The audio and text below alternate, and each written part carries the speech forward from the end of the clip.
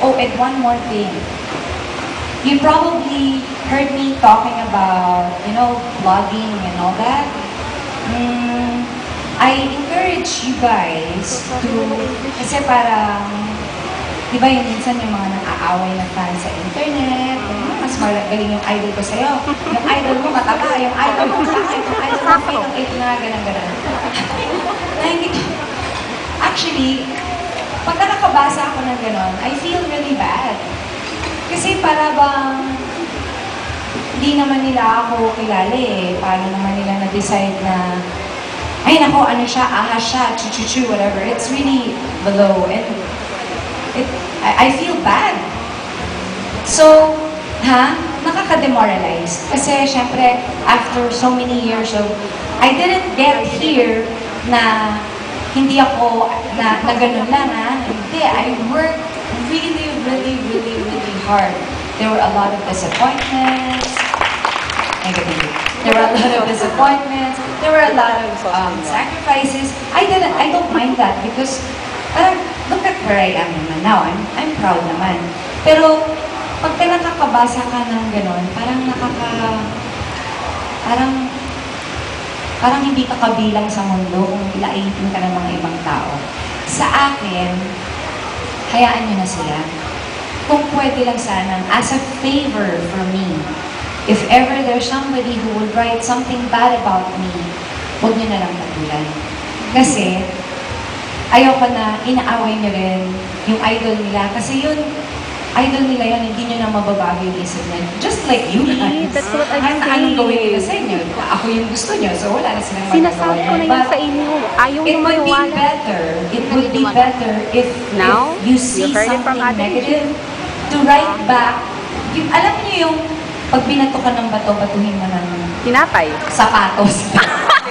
Pag binato ka ng bato, batuhin mo ng tinapay. Because I would rather you guys do that because it's encouraging. I mean, ang dami nang nangyayari sa mundo, dami ng mga kamalasan na kung ano-ano. Tapos mga negative pa yung... Siyempre, alam ko, naiintindihan ko naman since love na love niyo ko. Pag meron kayong nakitang gano'n, siyempre nag-react kayo, di ba? Yeah. Oo, so naiintindihan ko naman yun. And thank you. I appreciate that very much because obviously I can't naman do that since I also don't know how to do that.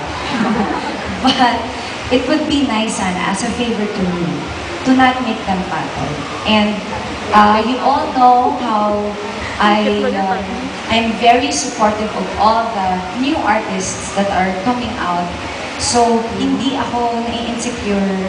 As a matter of fact, if there's a way that I can help the new artists now, I will do that.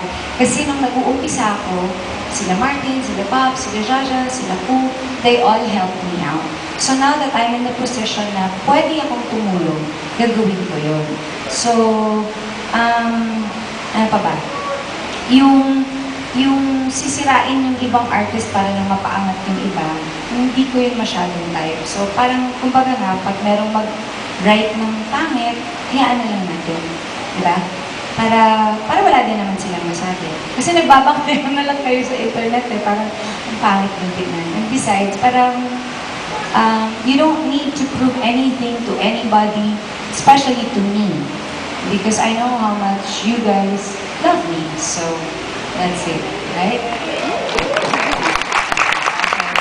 Yun lang ang message ko. So, tandaan nyo, wag tayong negative, positive, para mas mag-i-bless pa tayo ni Lord. Sabi ni Lord. Ano daw? Ano? Hindi kita maipakit. Hindi nga. Oo. Tama ka dyan ba naman? Hindi, kasi ano lang, kasi meron ako napanood nun sa Tyra Banks na kind of, kasi there was a time I would read all the comments pag sa YouTube. Yeah. Si Regine Velasquez, matanda na, laos na. May mga ganun talaga. Ang dami talaga. Sa Tyra? Okay lang naman yun. Amoy ako doon, just lang. Pero, nag-feel bad na talaga ako sa'yo. Sabi sa akin ni Audrey, why do you read those things? Stop reading them. It's not true. Pero, hindi naman ako insecure na tao. Pero, pag yung tayo lumalabas din syempre yun kasi tao naman ako, hindi naman, ano ako, bato ba ako? Wala ba akong feelings? Syempre na-affect ako.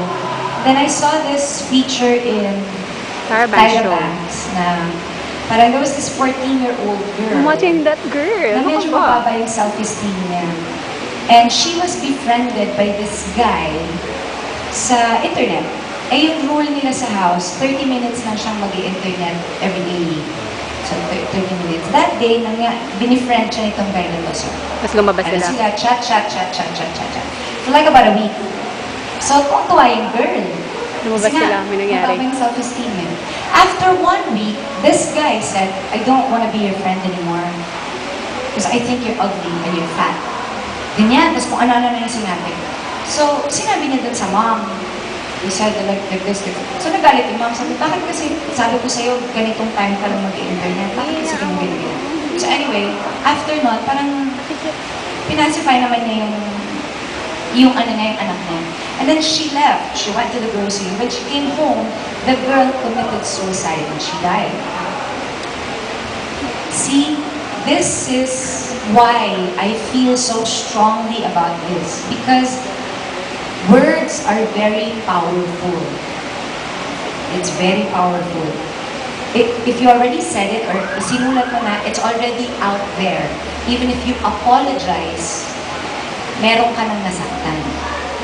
And you don't know kung sino ang nagbabasa ng mga yon. There are kids who goes in there and will read all these negative things. And that's not a hindi magandang ehemplo para sa mga kabataan. I mean, after all the, all these things that are happening in our country, in the world, di ba mas maganda kung positive na lang tayo? Diba? So doon ko yun na kasi parang nakarelate ako na pag may nababasa akong negative, parang gusto ko na lang din magpakamatay. Parang laos na. Wag naman po. You have to understand that I am a human being. Iiyak If I kami see yan. things like Makamamatay this, din if I kami. see, even if, for example, they're not really true, I still get affected. And I think about it. Am I really not? Although I don't really care if I'm not anymore. Because my thing is, di naman ako sumasali ng popularity contest. I just want to sing. Right? And this has been my life. I want to be able to entertain you guys and hopefully inspire other people also. Diba? Kaya ko lang naikwento yun kasi nga nakakatakot talaga.